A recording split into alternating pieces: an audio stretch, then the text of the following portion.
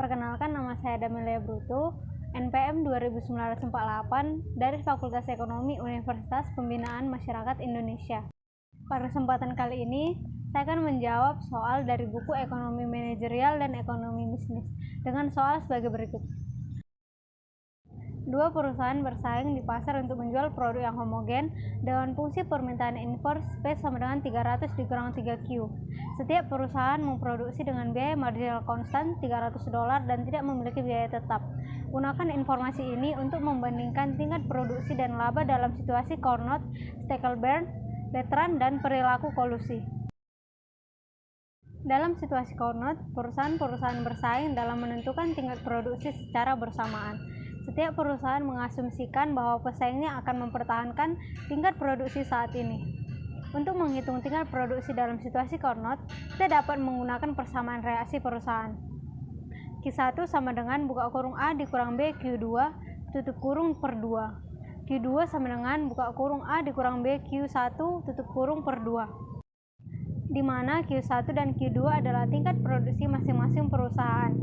A adalah konstanta yang menunjukkan harga produk, dan B adalah koefisien kemiringan fungsi permintaan.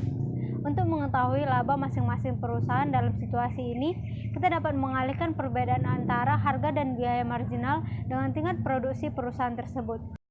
Profit 1 sama dengan buka kurung 600 dikurang 3 Q1 dikurang 300 tutup kurung dikali Q1. Profit 2 sama dengan 600 dikurang 3 Q2 dikurang 300 tutup kurung dikali Q2. Dalam situasi Stackelberg, salah satu perusahaan bertindak sebagai pemimpin atau perusahaan pertama dan menentukan tingkat produksinya terlebih dahulu. Perusahaan kedua atau pengikut menyesuaikan produksinya sesuai dengan tingkat produksi perusahaan pertama. Perusahaan pertama memaksimalkan labanya dengan menganggap bahwa perusahaan kedua akan merespon dengan tingkat produksi Carnot.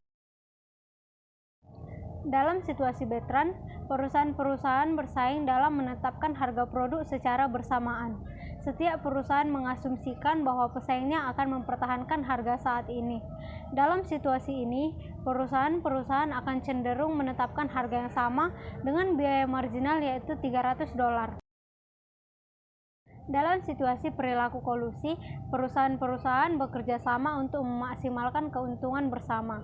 Mereka dapat menetapkan tingkat produksi yang mengoptimalkan keuntungan kolektif, yang dapat dicapai melalui koordinasi atau pembagian pasar. Dalam menggunakan informasi ini, kita dapat menghitung tingkat produksi dan laba dalam setiap situasi yang disebutkan. Namun, perlu diingat bahwa untuk menghitung secara spesifik, kita memerlukan nilai-nilai lebih lanjut seperti biaya tetap perusahaan atau tingkat produksi optimal dalam perusahaan kolusi. Demikian paparan jawaban dari saya. Terima kasih.